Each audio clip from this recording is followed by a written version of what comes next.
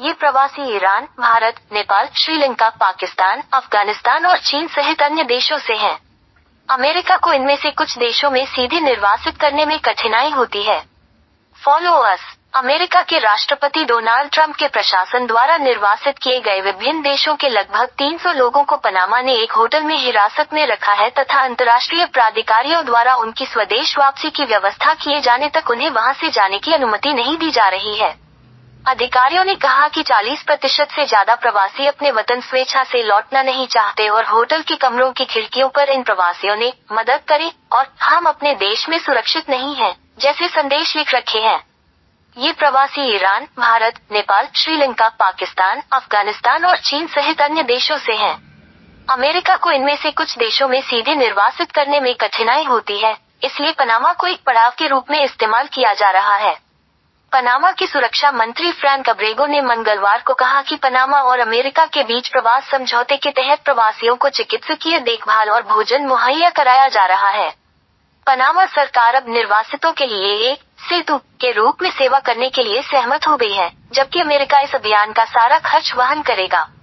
इस समझौते की घोषणा इस महीने की शुरुआत में अमेरिकी विदेश मंत्री मार्को रूबियो की यात्रा के बाद की गई थी।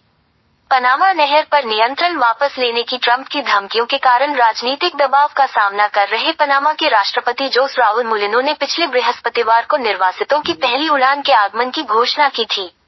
अमेरिका से निर्वासित लोगों ने खतरनाक डॉन्की रूट के बारे में बताया। पूर्व सैनिक मनदीप सिंह से वादा किया गया था कि उन्हें अमेरिका में कानूनी रूप से प्रवेश दिलाया जाएगा, लेकिन उनका जीवन खतरे में पड़ गया और उन्हें मगरमच्छों व सांपों से निपटना पड़ा। सिख होने के बावजूद दाढ़ी कटानी पड़ी और कई दिनों तक बिना भोजन के रहना पड़ा। मगर अमृतसर में अपने परिवार के लिए बेहतर जीवन सुनिश्चित करने का उनका सपना 27 जनवरी को उस समय टूट गया, जब मैक्सिको के तिजुआना के रास्ते अमेरिका में घुसने की कोशिश करते समय उन्हें अमेरिकी सीमा गश्ती दल ने गिरफ्तार कर लिया। मनदीप उन 116 भारतीयों में शामिल थे जिन्हें अमेरिकी सैन्य विमान द्वारा वापस भेजा गया। विमान शनिवार देर रात अमृतसर हवाई अड्डे पर उतरा। यह अवैध प्रवासियों के खिलाफ डोनाल्ड ट्रंप प्रशासन की कार्रवाई के बीच 5 फरवरी के बाद वापस भेजा गया भारतीयों का दूसरा जत्था था। रविवार रात को 112 निर्वासितों का तीसरा जत्था अमृतसर पहुंचा। मनदीप 38 ने अमृतसर में पत्रकारों से बात करते हुए कहा कि वह एक पूर्व सैनिक है। उन्होंने अपने परिवार को बेहतर जिंदगी देने के लिए अमेरिका में अपनी किस्मत आजमाने का फैसला किया और सोचा कि एजेंट उन्हें कानूनी तौर पर वहां भेज देगा। उन्होंने अपने ट्रैवल एजेंट और ओप एजेंटों द्वारा कराई गई खतरनाक यात्रा के कई वीडियो दिखाए। वादे के अनुसार कानूनी प्रवेश के बजाय मनदीप के ट्रैवल एजेंट ने उन्हें डॉन्की रूट पर डाल दिया।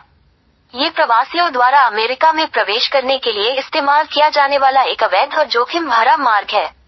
पंजाब के रहने वाले कई निर्वासितों ने भी मनदीप जैसी ही पीड़ाएं साझा की।